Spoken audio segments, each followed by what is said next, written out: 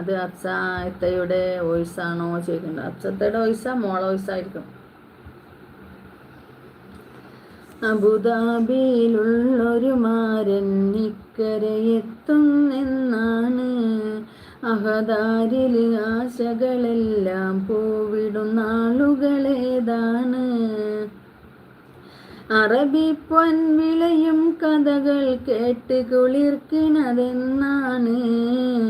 അരിമപ്പൂ മാരനണഞ്ഞാൽ അന്ന് മുതൽ പെരുന്നാളാണ്. അബുദാബിയിലുള്ളൊരു മാരൻ ഇക്കരയെത്തുന്നെന്നാണ്. അഹദാരിൽ ആശകളെല്ലാം പോവിടും നാളുകളേതാണ്.